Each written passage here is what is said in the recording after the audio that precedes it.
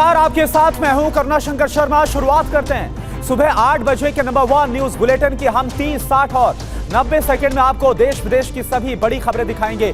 लेकिन सबसे पहले बात होगी हिमाचल की सुक्खू सरकार पर आए संकट की। और बड़ा सवाल यह भी, हिमाचल में अगला सीएम कौन होगा, क्योंकि कांग्रेस की तरफ से भी कहा जा रहा है कि वो सीएम बदलने को तैयार है। और बड़ी खबर क्या है हिमाचल की सियासत से इस वक्त की? बहुत बड़ी खबर, गवर्नर से मुलाकात करने पहुंचे पूर्व सीएम जयराम ठाकुर। राजभवन पहुंचे हैं जयराम ठाकुर। हाउस में फ्लो टेस्ट, कट मोशन और बजट पारित करने के दौरान ध्वनि मत की बजाय वोटिंग की मांग की गई है। जयराम ठाकुर ने कहा सुक्खू सरकार सत्ता में रहने का हक खो चुकी है। आराम से ये पिछले एक मिनट कर पिछले कुछ दिनों से जो घटनाक्रम विधानसभा के अंदर चल रहा है, उस सारे घटनाक्रम की जानकारी महामहिम राज्यपाल महोदय जी को हमने दी है। और ख़ास तौर से जिस तरह से विधानसभा के अध्यक्ष महोदय जी ने विपक्ष के साथ व्यवहार किया है और जो रुख अपनाया है, उस संदर्भ में हमने जानकारी दी है। बजट सत्र हिमाचल प्रदेश में आजकल चल रहा है विधानसभा में, और बजट सत्र में जो कट मोशन पर चर्चा होने के बाद जब मंत्री विभाग का उत्तर देते हैं, उसके बाद कट मोशन पर वोटिंग होती है। और वोटिंग के समय अगर वॉइस वोटिंग अपोजिशन वालों को कन्विंसिंग ना लगे तो वहाँ डिवीजन ऑफ वोट जो है वो मांगने का अधिकार है। और हमने उसी के लिए आग्रह किया था, लेकिन 2 बार आग्रह करने के बावजूद भी हमारी बात को नहीं सुना गया। हाउस को एडजॉर्न कर दिया गया। और ऐसी सूरत में जब सारी चीज़ों को लेकर के हम अध्यक्ष महोदय जी से मिलने के लिए सारे विधायक जा रहे थे, तो मार्शल खड़े कर दिए। और मार्शल खड़े करके विधायकों के साथ जो जिस प्रकार से व्यवहार हुआ है, धक्के मुक्की हुई, विधायक घायल हुए हैं, गले से पकड़ लिया विधायकों को मार्शल के माध्यम से। यह आज तक हिमाचल प्रदेश की विधानसभा के अंदर कभी नहीं हुआ। और उसके बाद जब हम उनको मिलने के लिए उनके ऑफिस में प्रवेश किए तो अध्यक्ष महोदय मुकर जाते हैं, कहते हैं कि हमने तो आदेश किए ही नहीं है, मार्शल किसने लगाए। और जो सिक्योरिटी इंचार्ज है वो बोलते हैं कि हमको स्पीकर साहब के आदेश है। तो ये सब दुर्भाग्यपूर्ण परिस्थिति है। और दूसरी बात, मैं इस बात को लेकर के जरूर कहना चाहता हूँ, जो घटनाक्रम घटित हुआ है हिमाचल प्रदेश में राज्यसभा के चुनाव के परिणाम आने के पश्चात, भारतीय जनता पार्टी के हमारे जो प्रत्याशी थे हर्ष महाजन जी, वो जीते हैं और सरकार बहुत बड़े बहुमत में थी, उसके बावजूद भी जीते हैं। और स्वाभाविक रूप से जो जीतने के जो सारी चीज़ें घटनाक्रम जो घटित हुई हैं सब वहाँ पर, उसमें अगर हम देखें तो वर्तमान में कांग्रेस की सरकार को सत्ता में रहने का कोई अधिकार नहीं है, यही मैं कहना चाहता हूँ। और वो अभी जो जानकारी हमने इस संदर्भ में, खासतौर से जो घटनाक्रम घटित हुआ पिछले दिनों में, उसके बारे में अपनी जानकारी जो है हमने महामहिम राज्यपाल महोदय जी को दी। सर, डिवीजन ऑफ वोट्स होगा सर, आज डिवीजन ऑफ वोट्स होने की देखिए, हमें कई तरह की एप्रीहेंशंस हैं। हाँ।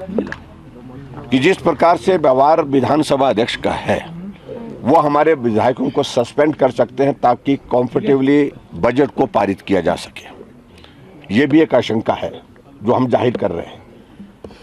और इसके अलावा मुझे ये भी मालूम पड़ा कि कांग्रेस के कुछ विधायकों को नोटिस दिए हैं जिन्होंने वोट दिया है, और उनको नोटिस दे करके कि आपके ऊपर जो है हमारा 1:30 बजे का समय तय किया उसमें, तो उसमें जो डिफेक्शन लॉ है, जो एंटी डिफेक्शन लॉ है, उस पर उन्होंने कहा कि आपके खिलाफ कार्रवाई क्यों ना की जाए। अपना पक्ष प्रस्तुत करने के लिए उनको 1:30 बजे बुलाया गया है।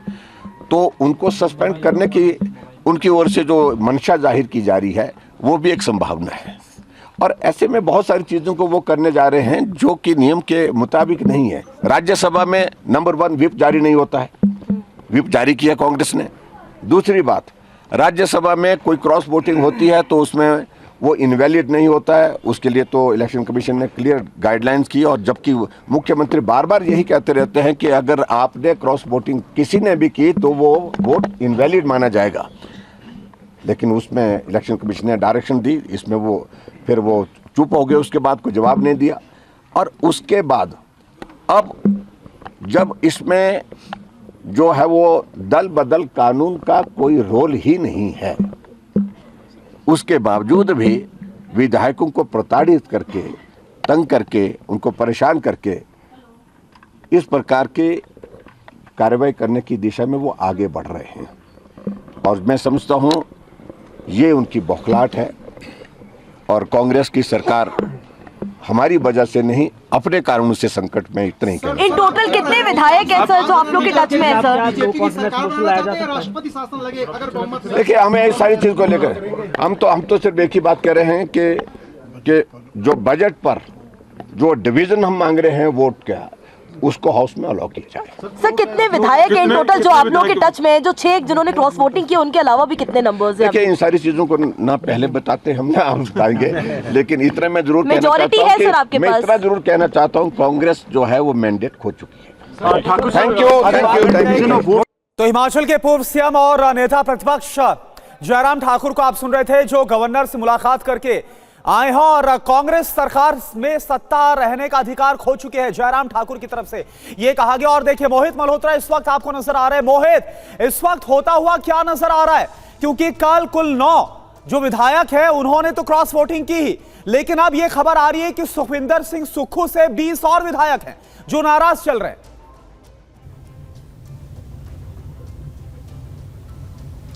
देखिए, एक नाराज विधायकों का पूरा धड़ा है जो कि लगातार सुखविंदर सिंह सुक्खू के खिलाफ एक्टिव था, लेकिन अब राज्यसभा चुनाव में उनको मौका मिला और 6 विधायकों ने इस पूरे के पूरे विद्रोह को लीड किया है, जिन्होंने क्रॉस वोट किया और उसके बाद वो पंचकुला पहुंच गए और फिलहाल पंचकुला के एक होटल में रुके हुए हैं। लेकिन और भी ऐसे करीब 14 से 15 विधायक हैं जो कि नाराज चल रहे हैं, सुखविंदर सिंह सुक्खू को हटाना चाहते हैं। अब वो भी खुलकर सुखविंदर सिंह सुक्खू के खिलाफ आ सकते हैं। हालांकि कांग्रेस की अपना प्रयास ये है, कांग्रेस आला कमान का, कि अगर सीएम चेहरा बदलने से विद्रोह रुक जाता है, विधायक उनके साथ टिके रहते हैं, तो उसका प्रयास किया जाए। अब से थोड़ी देर में भूपेंद्र सिंह हुड्डा और डीके शिव कुमार माना जा रहा है कि दोपहर 12 से 1 बजे के आसपास शिमला पहुंच जाएंगे और उसके बाद वो नाराज विधायकों को मनाने का प्रयास करेंगे। आला कमान का प्रयास यही है कि उनकी सरकार बच जाए, अगर सीएम बदलना पड़ता है तो उसके लिए भी कहीं ना कहीं तैयारी कर ली गई है। लेकिन जो 6 नाराज विधायक इस वक्त पंचकुला में हैं, उनसे कैसे संपर्क किया जाएगा, क्योंकि वो अपने नंबर बंद करके बैठे हैं, पंचकुला पहुंचे हुए हैं, हरियाणा पुलिस ने उनको सुरक्षा दे दी है, तो उनको कैसे एक बार फिर से वापस लाया जाएगा, उनसे बातचीत कैसे आगे बढ़ाई जाएगी? बिल्कुल मोहित, और इस पर हमने देखा भी कि जो कांग्रेसी खेमा है, जारी किए जा सकते जो कांग्रेसी खेमा है, वो इस बात का आरोप लगा रहा है कि उसके जो विधायक है जिनको पंचकुला में ले जाया गया है, उन्हें डराया धमकाया जा रहा है। एक बार फिर आपके पास आऊंगा, लेकिन हिमाचल की सियासत पर सोर्सेस के हवाले से इस वक्त की एक और बड़ी खबर, कांग्रेस के 20 विधायक सीएम सुक्खू से नाराज बताए जा रहे हैं। सुक्खू को मंत्री पद से हटाना चाहते हैं 20 विधायक। तो 20 विधायकों की नाराजगी की बात सामने आ रही है। सुखविंदर सिंह सुक्खू के कामकाज को लेकर इनकी तरफ से नाराजगी व्यक्त की गई है। यह आपको बता दें कि 2022 दिसंबर में जब फैसला आया था और इसके बाद सुखविंदर सिंह सुक्खू को सीएम बनाया गया था, जो कि हिमाचल के लोअर हिमाचल से आते। इसके बाद कई जो विधायक है और खास तौर पर पूर्व सीएम वीरभद्र सिंह का जो खेमा है वो इससे काफी नाराज नजर आया था, और अब ऐसा लग रहा है कि वो नाराजगी खुलकर सामने आ गई है। और एक और बड़ी खबर, हिमाचल की सियासत संग्राम के बीच हमारे पास बहुत अहम जानकारी है। दरअसल ये आपको बता दें कि ये जो जानकारी सामने आ रही है, आपको आज हो सकती है कांग्रेस विधायक दल की बैठक। बागी विधायकों के ना पहुंचने पर जारी होगा व्हिप। सभी 6 बागी विधायकों की लोकेशन ट्रेस कर रही है लगातार कांग्रेस। बागी विधायक नहीं माने तो सदस्यता जा सकती है। कांग्रेस मुख्यमंत्री बदलने को तैयार है। प्लान बी पर भी काम किया जा रहा है। राहुल, मल्लिकार्जुन खड़गे, केसी वेणुगोपाल की बातचीत में इस बात का फैसला लिया गया। तो जैसा मोहित बतला रहे थे, क्योंकि अब साफ तौर पर जिस तरह से कल राज्यसभा चुनाव को लेकर रिजल्ट सामने आया, यहां पर 34 विधायक, यानी 34 विधायक कांग्रेसी खेमे में नजर आए तो 34 विधायक बीजेपी के खेमे में नजर आए। हालांकि इसके बाद जब लॉटरी के जरिए रिजल्ट आया तो वो जो फैसला था वो बीजेपी के पक्ष में गया। ऐसे में बहुमत से आंकड़ा जो कम है वो साफ तौर पर नजर आता है और अब बीजेपी की तरफ से भी यह साफ कहा जा रहा है। हमने सुना जयराम ठाकुर को जिनकी तरफ से कहा गया कि सुक्खू सरकार सत्ता में रहने का हक हो चुकी है।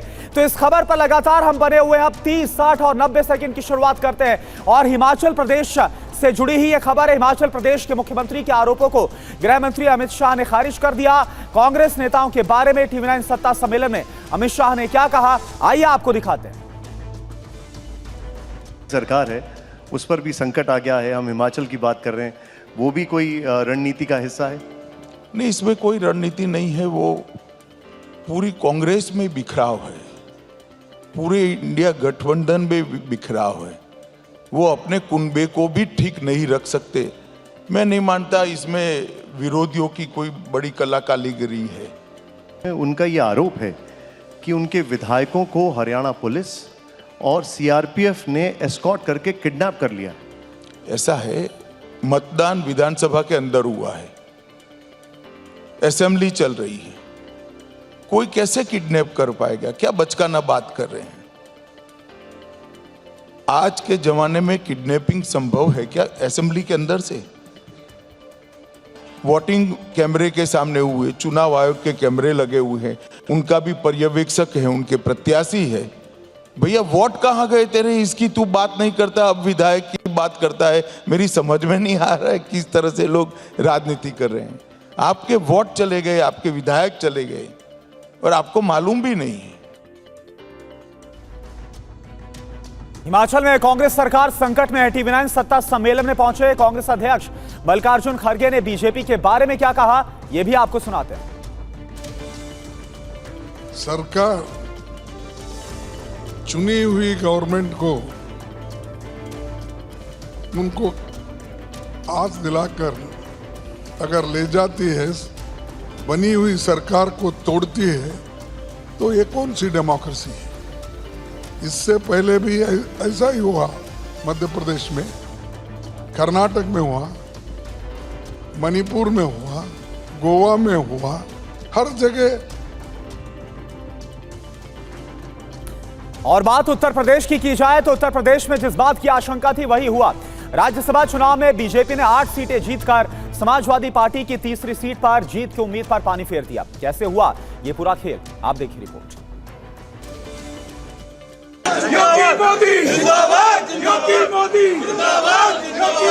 राज्यसभा की 8 सीटों पर जीत के बाद यूपी में बीजेपी कैंप का जोश आई है। बीजेपी बम्पर जीत का जश्न मना रही है। दूसरी तरफ समाजवादी पार्टी के 2 उम्मीदवार ही जीते और तीसरे के हिस्से में हार आई। समाजवादी पार्टी के उम्मीदवार आलोक रंजन की हार की वजह 7 विधायकों की क्रॉस वोटिंग रही।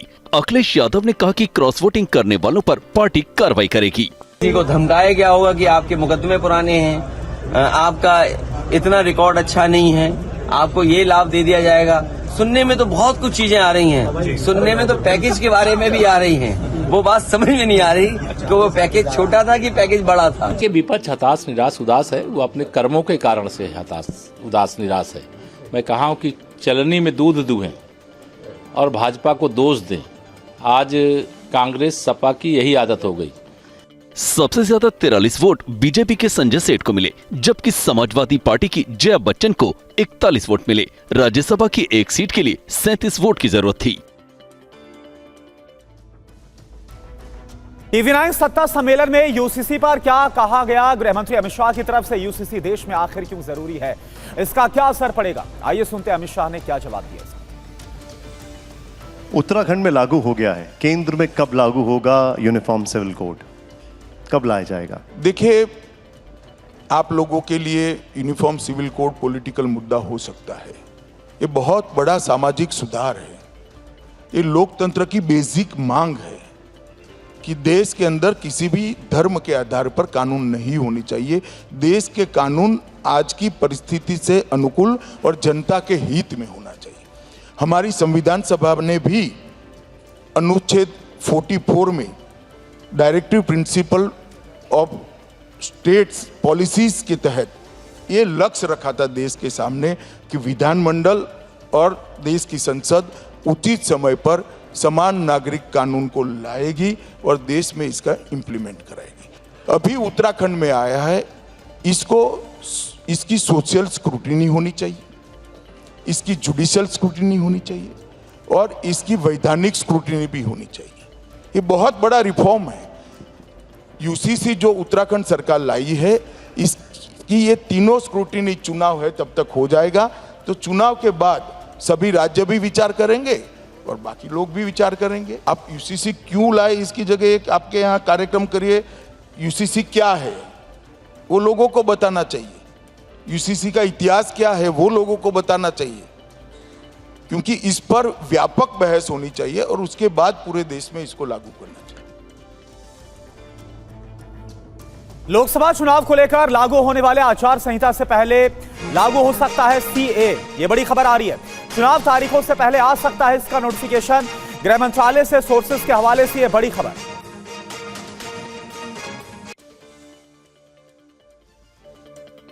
लोकसभा चुनाव की तैयारियों के बीच अटकलें लगाई जा रही हैं कि मोदी सरकार संशोधित नागरिकता अधिनियम यानी सीएए की अधिसूचना मार्च के पहले हफ्ते में जारी कर सकती है। दरअसल मार्च में सीएए को लेकर नोटिफिकेशन जारी होने के कयास इस कारण लगाए जा रहे हैं क्योंकि मार्च में ही आदर्श चुनाव आचार संहिता लागू होने की संभावना है। वहीं सीएए लागू करने की खबरों के बीच विपक्षी दल केंद्र सरकार पर निशाना साधते हुए कह रहे हैं कि लोकसभा चुनाव को देखते हुए मुद्दों से ध्यान भटकाने के लिए ऐसा किया जा रहा है। ये चुनाव के पहले वो धर्म के नाम पे मुद्दा तैयार कर रहे हैं, विंडिक्टिव पॉलिटिक्स के लिए सीएए, एनआरसी, ये सब इनका सोच में है। बता दें कि सीएए के तहत 31 दिसंबर 2014 से पहले भारत में बसे बांग्लादेश, पाकिस्तान और अफगानिस्तान से आए हिंदू, सिख, जैन, बौद्ध, पारसी और ईसाइयों समेत प्रताड़ना झेल चुके गैर मुस्लिम प्रवासियों को भारतीय नागरिकता देना है। वहीं टीवी9 के सत्ता सम्मेलन में सीएए और धारा 370 को लेकर अमित शाह ने क्या कहा, सीएए और धारा 370 से क्या फायदा हुआ, आइए सुनते हैं अमित शाह की तरफ से क्या कहा। महात्मा गांधी, जवाहरलाल नेहरू और सरदार पटेल का वादा था हमारे आसपास के देशों से रिलीजियस माइनॉरिटी को नागरिकता देने था, पूरा नहीं होता था। तुष्टीकरण की राजनीति कांग्रेस को रोकती थी। हमने सीएए का फैसला किया, हमने 370 और 35A को समाप्त कर दिया और आज कश्मीर भारत का अभिन्न अंग है। इस देश में 2 विधान, 2 प्रधान और 2 निशान नहीं होंगे। हमारा 1950 से आंदोलन चल रहा था, मोदी जी के राज में ये समाप्त हुआ। और वहीं सीएए और एनआरसी पर क्या बोले ओवैसी, सीएए मुसलमानों के लिए क्यों है खतरा, इन सवालों का टीवी9 सत्ता सम्मेलन में ओवैसी ने क्या जवाब दिया, ये भी आपको दिखाते हैं। मैं कह रहा हूं कि दिक्कत क्या है सीएए से। सीएए से दिक्कत यह है कि यह मजहब की बुनियाद पर बनाया गया। देश के संविधान में आप मजहब की बुनियाद पर कैसे बनाते हैं आप? अब लोग बोलते हैं ये ओवैसी क्यों? अच्छा भाई, आसाम में सुप्रीम कोर्ट मॉनिटर्ड एनआरसी हुआ, आप हेमंत बिस्व शर्मा एक्सेप्ट ही नहीं कर रहे उसको। बात किसी को नहीं देंगे, नहीं आएंगे। अब 14 के बाद अगर हमारे हिंदू भाई पाकिस्तान नहीं देंगे, आप हमारे पास लॉन्ग टर्म वीजा का प्रोविजन है। लॉन्ग टर्म वीजा के बाद उनको सिटीजनशिप देने का इख्तियार है। बीजेपी ये बोल रही कि इससे पहले कोई था ही नहीं प्रोविजन, क्या बात कर रहे हैं? तो आप कह रहे हैं कि नागरिकता क्या खतरा है? आपको देखिए, सीएए को अकेला नहीं देख सकते, एनपीआर और एनआरसी के साथ जोड़ना पड़ता उसको आपको। आप रिलीजन का लफ्ज निकाल दीजिए सीएए में, करिए। कौन रोक रहा है? कौन रोक रहा है इनको? आप रिलीजन की बुनियाद पे कानून बना रहे। पर आप हर चीज को फिर मुसलमानों के खिलाफ साजिश क्यों बोलते हैं? बिल्कुल है, क्यों नहीं हो रही है? बिल्कुल है। और चलिए बात करते हैं ईडी के समन की। ईडी के समन को लेकर अरविंद केजरीवाल ने कहा कि आम आदमी पार्टी को खत्म करने के लिए यह सब कुछ हो रहा है। टीवी9 के सत्ता सम्मेलन में अरविंद केजरीवाल ने इस मुद्दे पर और क्या कहा, यह भी आपको दिखाते हैं। जिसको लेकर के कहा जाता है कि उनका दावा है कि उनके पास में आपकी मोटी फाइल है, लेकिन अब आपके घर पे भी एक मोटी फाइल बन गई है जो लगातार उनके सम्मन आ रहे हैं। 8वां सम्मन आज आ गया। आप जा क्यों नहीं रहे ईडी के दफ्तर? ये 2 साल से इनका केस चल रहा है। कहते हैं कोई शराब घोटाला हुआ था दिल्ली में, 2 साल से इनका केस चल रहा है। इन 2 सालों के अंदर पता नहीं 1000 से ज़्यादा रेड मार चुके, पता नहीं कितने लोगों को गिरफ्तार कर चुके। इनको अभी तक एक नए पैसे की रिकवरी नहीं हुई, पता नहीं कितने रेड मार चुके नहीं हैं। ये केस आम आदमी पार्टी को क्रश करने के लिए है। ये आम आदमी पार्टी को क्रश करना चाहते हैं। पूरे देश के अंदर ऐसी पार्टी बता दी जिसके टॉप के नंबर 2, नंबर 3, नंबर 4 के नेता जेल के अंदर बैठे बिना किसी आरोप के, कोई आरोप नहीं, कुछ नहीं। तो ये आम आदमी पार्टी को क्यों क्रश करना चाहते हैं? पूरा देश देख रहा है। जब इनका मकसद जांच करना नहीं है तो इनका मकसद गिरफ्तारी करना है। इन्होंने, जैसे मैंने कहा, नंबर 2, नंबर 3, नंबर 4 सबको गिरफ्तार कर लिया। अब ये केजरीवाल को गिरफ्तार करना चाहते हैं। बीजेपी ने कर्नाटक में कांग्रेस समर्थकों पर पाकिस्तान जिंदाबाद के नारे लगाने का आरोप लगाया है। बीजेपी ने एफआईआर में किसके नाम दिए हैं, इस पूरे मामले में केंद्रीय मंत्री प्रहलाद जोशी ने क्या कहा, आइए आपको दिखाते हैं।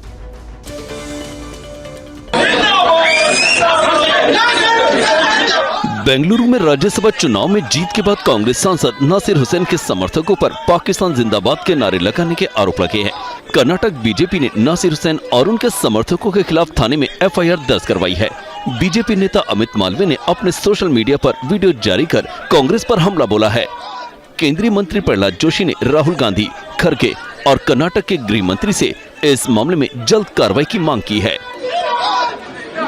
Congress party, when it was in power, they used to hobnob with the Pakistan. Now they are directly supporting the Pakistan.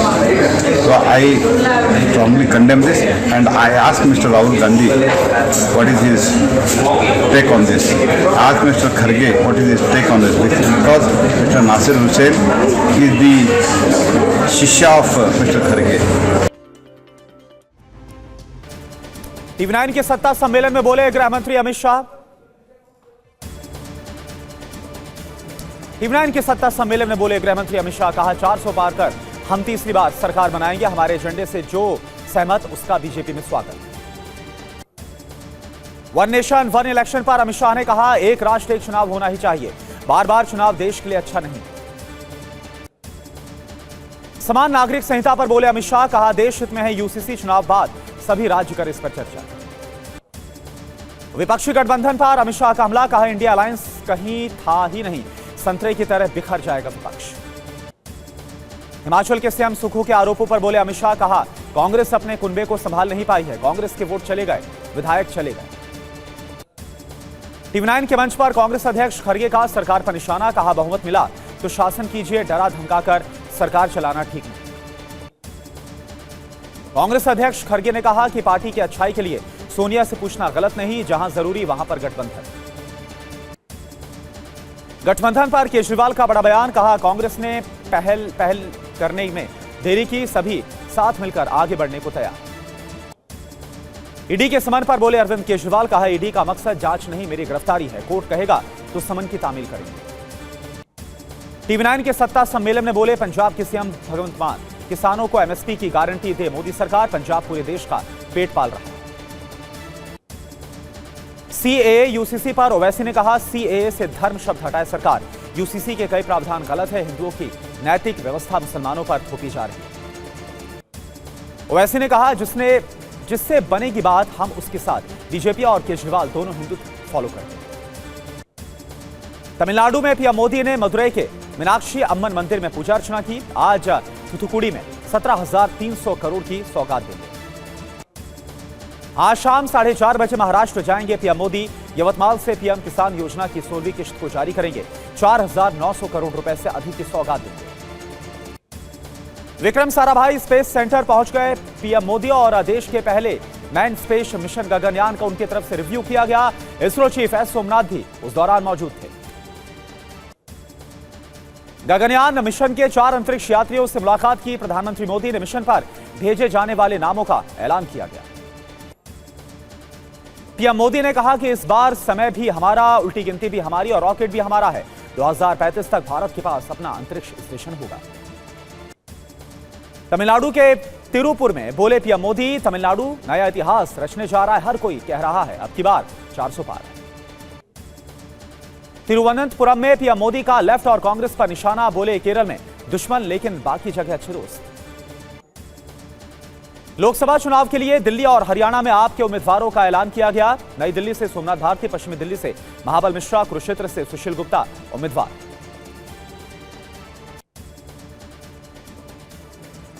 रूस की ग्रैड को लेकर खबर। रूस की ग्रैड MLRS का विध्वंसक प्रहार, यूक्रेनी सेना के अड्डों पर दागे एक साथ कई रॉकेट। जंग में यूक्रेन की विध्वंसक तैयारी, यूक्रेनी Su-27 फाइटर से अमेरिकी HIMARS anti radar missile launch. War zone में यूक्रेन का भीषण अटैक, डोनेट्स्क में रूसी BMP-3 तबाह। यूक्रेन की मदद को लेकर अमेरिका में बड़ी बैठक, बाइडेन ने कांग्रेस लीडर्स के साथ मदद बहाल करने को लेकर बैठक की।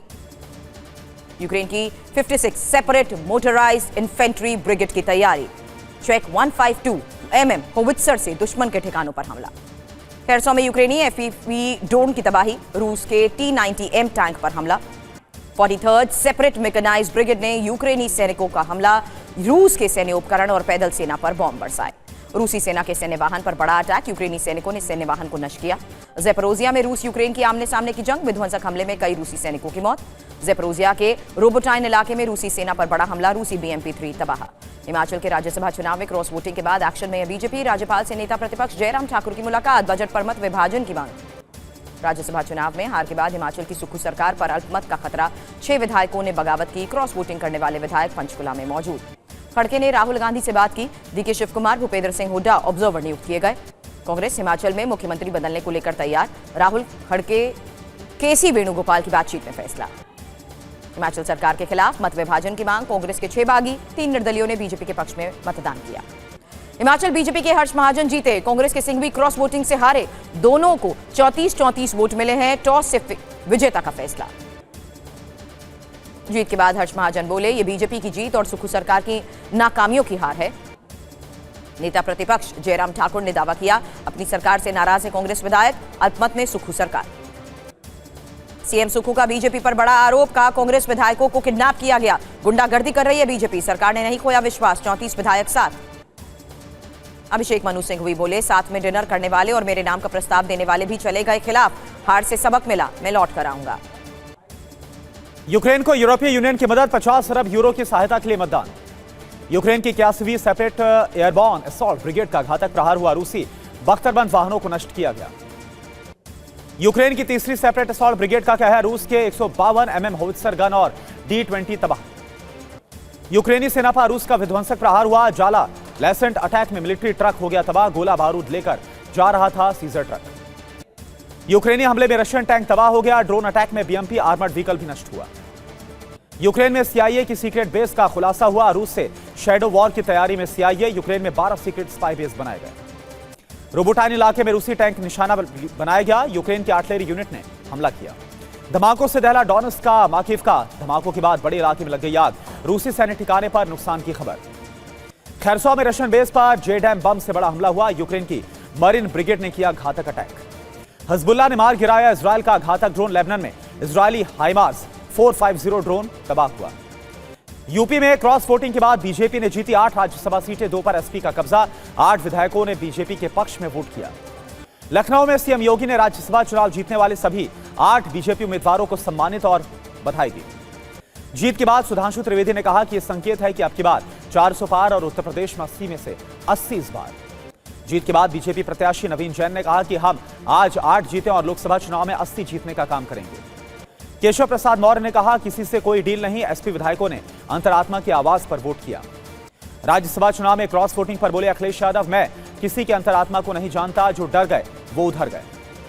यूपी में BSP के विधायक रहे गुड्डू जमाली आज समाजवादी पार्टी में शामिल हो सकते हैं, जमाली के कारण ही हारे थे धर्मेंद्र यादव। कर्नाटक में कांग्रेस के तीनों राज्यसभा उम्मीदवार जीते हैं, बीजेपी का एक प्रत्याशी विजय हुआ, बीजेपी के एक विधायक ने क्रॉस वोटिंग की है। कर्नाटक के deputy CM DK Shiv Kumar ने कहा कि जीत कांग्रेस की एकता और अखंडता को दर्शाती है। लोकसभा चुनाव से पहले बिहार में महागठबंधन को बड़ा झटका लगा, बीजेपी में शामिल हुए कांग्रेस RJD के 3 विधायक। उत्तरी लेबनान में इजरायल का महाविध्वंस, लेबनान बॉर्डर से 40 मील अंदर घुसकर अटैक। इजरायल में हिजबुल्लाह का बड़ा रॉकेट हमला, मेरोन में हिजबुल्लाह ने 40 रॉकेट दागे। दक्षिण लेबनान में IDF की भीषण बमबारी, हिजबुल्लाह के लॉन्च सेंटर तबाह। IDF की बॉम्बिंग में मारा गया हिजबुल्लाह कमांडर। दक्षिण लेबनान के हाजेर में हसन हुसैन सलामी की मौत हुई। गाजा के समंदर में गिराई रसद सामग्री, जॉर्डन के प्लेन में पानी में पैकेट भी गिराए गए। पैकेट झपटने के लिए पानी में कई लोग कूद गए। रेड सी में हुती के हमले से पहले विध्वंसक अटैक, हुती के ठिकानों पर अमेरिका का हमला, मिसाइल और ड्रोन तबाह। दुनिया के इंटरनेट पर बहुत बड़ा खतरा, रेड सी में फाइबर केबल्स पर हुती की बमबारी। इजराइल पर हिजबुल्लाह का सबसे बड़ा हमला, हिजबुल्लाह ने दागी 50 से ज्यादा मिसाइलें। गाजा से इजराइल में दागे गए दनादन रॉकेट, आयरन डोम ने हमले को नाकाम किया। यमन के मालवाहक जहाज का फुटेज आया सामने, हुती हमले की चपेट में जहाज आए। कर्नाटक बीजेपी ने राज्यसभा सांसद नसीर हुसैन के खिलाफ पुलिस में शिकायत दर्ज कराई है। विधानसभा के बाहर पाकिस्तान जिंदाबाद के नारे लगाने के आरोप। केंद्रीय मंत्री प्रहलाद जोशी ने कहा, कांग्रेस सत्ता में थी तो पाकिस्तान के साथ दोस्ती करती थी, अब पाकिस्तान का समर्थन कर रही है। नासिर हुसैन ने बीजेपी के आरोप पर सफाई दी, कहा मैंने पाकिस्तान जिंदाबाद जैसा कोई नारा नहीं सुना। मार्च के पहले हफ्ते में लागू हो सकता है सीएए कानून, सरकार ने तैयार किया पोर्टल, पूरी प्रक्रिया ऑनलाइन रहेगी। जमाते इस्लामी पर केंद्र सरकार ने 5 साल के लिए बैन बढ़ाया, गृह मंत्री बोले देश की सुरक्षा को खतरा पहुंचाने वालों को छोड़ेंगे नहीं। पंजाब और राजस्थान में 16 जगहों पर एनआईए की छापेमारी, पंजाब में 14, राजस्थान में 2 जगहों पर रेड। दिल्ली शराब घोटाले में ईडी ने केजरीवाल को जारी किया 8वां समन, 4 मार्च को पेश होने को कहा।